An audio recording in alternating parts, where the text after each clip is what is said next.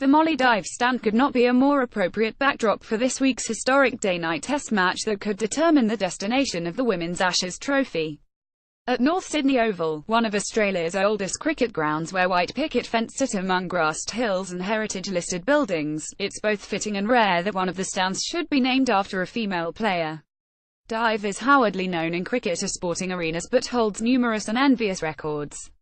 She captained Australia in her very first test in 1948 and went on to become Australia's first Ashes-winning captain in 194,849. A PLC pinball student, like Elise Perry, Dive studied botany and mathematics, a fact not lost at North Sydney where her stand faces the majestic century-old fig tree at one end and the equally aged manual scoreboard at the other. With the spirit of Dive watching on, the four-day match starting on Thursday will be the first Ashes test, men's or women's, to use a pink ball and a world first for the women's game. That it comes at a pivotal point of the series only adds to the sense of occasion. Australia head into the game holding a slim 42 points lead, but with 4 more on offer, victory will ensure the Ashes trophy stays on home soil. An England win, a draw, and the series will be decided in the mayhem of the unpredictable T20 formats. The debut of the pink ball, and the new day-night element adds a degree of unpredictability in this match too. Whether it's the experienced and battle-hardened Alex Blackwell with 11 tests to her name or a fresh-faced debutante who has hardly played over 2 days let alone 4, the pink ball will offer players plenty of questions. The last 2 Ashes tests have produced results, with England winning one of the most entertaining matches in Test history in Perth in 2013 and Australia dominating the 2015 encounter. Both teams have world-class match winners and a clear mandate to be as attacking and aggressive when the game allows it to be, or more ideally, when they force it that way. Then there is the twilight zone, the time of day when artificial light takes over and the pink ball is said to swing more than usual, should the elements align.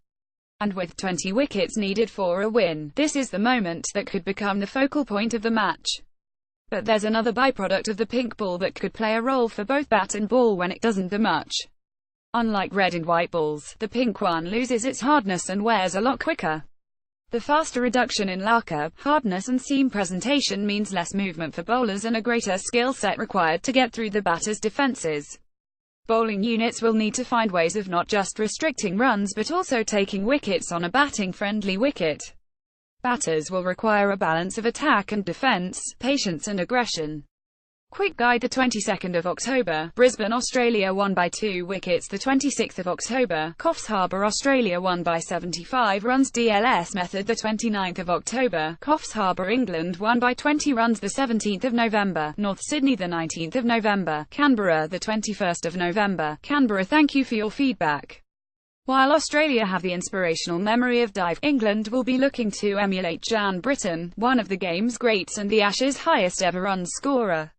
Britton passed away just over a month ago and is one of the pioneers that played the game with grace, skill and determination. England will want their top order to show exactly that and channel Britton's 1998 Ashes series where she compiled scores of 146, 59 not out, 167, 72 and 6 against what Charlotte Edwards described as the best bowling attack she ever faced. Heather Knight can be that player, coming off excellent one-day form.